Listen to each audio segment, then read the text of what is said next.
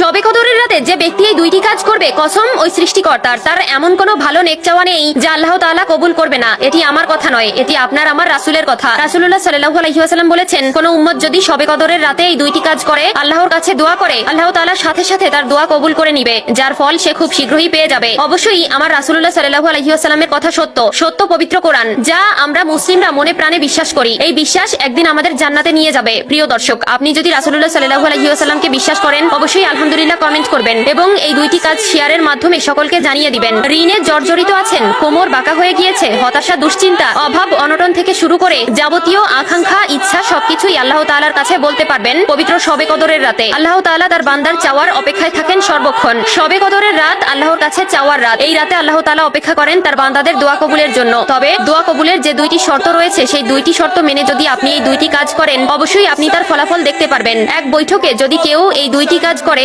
ইনশাআল্লাহ সে আল্লাহর কাছে যা চাইবে আল্লাহ তাআলা তার সেই দোয়া কবুল করবে। আপনি সর্বপ্রথম এশার নামাজ শেষ করে তারাবি শেষ করে নেবেন। চাইলে বেতের নামাজ সবার শেষেও পড়ে নিতে পারেন। এরপরে 2 রাকাত সালাতুল হাজত নামাজ আদায় করে 100 বার দুরূদ শরীফ পাঠ করবেন। আপনি চাইলে যে কোনো দুরূদ শরীফ পাঠ করতে পারেন। এরপরে 2 নম্বরে যে কাজ করতে হবে সেটি আপনারা সকলেই জানেন, তবে এর ফজিলত না জানার জন্য আমরা অনেকেই বঞ্চিত হয়েছি আল্লাহর নিয়ামত থেকে। প্রিয় দর্শক, 2 নম্বরে যে কাজটি করতে হবে তা হলো 499 বার পাঠ করতে হবে লা হাওলা ওয়ালা কুওয়াতা ইল্লা বিল্লাহ আলিউল আযীম। এটা পারে না এমন কোনো মুসলিম নেই, তবে খেয়াল রাখতে হবে যে এই কাজটি কিন্তু আপনাকে এক বৈঠকে করতে হবে। সহি শুদ্ধ ভাবে না বলতে পারলে আপনি তার ফলাফল পাবেন না। চলুন শিখিয়ে দিচ্ছি কিভাবে উচ্চারণ করবেন।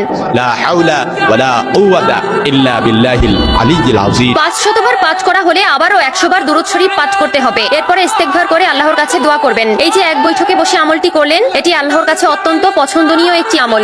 যে এই আমলটি সুন্দরভাবে করে আল্লাহর কাছে দোয়া করবে, ইনশাআল্লাহ আল্লাহ তাআলা সেই বান্দাকে কখনোই ফিরিয়ে দিবে না। আপনার দোয়া কবুল হবেই। মহান আল্লাহ তাআলা সবচেয়ে বেশি অপছন্দ করেন শিরককারীকে। আল্লাহর সঙ্গে কাউকে শরীক করা সবচেয়ে বড় গুনাহ। তিনি শিরকের গুনাহ কখনোই ক্ষমা করবেন না। সরাসরি আল্লাহর সঙ্গে কাউকে তুলনা করা কিংবা আল্লাহ ছাড়া অন্য কারো ইবাদত করাই শিরক। মহান আল্লাহ তাআলা শিরকের গুনাহের পরিণতি সম্পর্কে ঘোষণা করেন, নিঃসন্দেহে আল্লাহ তার সঙ্গে শিরক করাকে ক্ষমা করবেন না। তবে শিরক ছাড়া অন্যান্য গুনাহ যাকে ইচ্ছা তাকে ক্ষমা করবেন। আর যে লোক আল্লাহর সঙ্গে অংশীদার সাব্যস্ত করে সে যেন অপবাদ আরোপ করে। সূরা নিসা আয়াত 48। রাসূলুল্লাহ সাল্লাল্লাহু আলাইহি ওয়াসাল্লাম বলেন, হিংসা থেকে সাবধান, কেননা হিংসা নেকিকে এমন ভাবে ধ্বংস করে যেমন আগুন লাকড়ি ধ্বংস করে। আবু দাউদ 4903।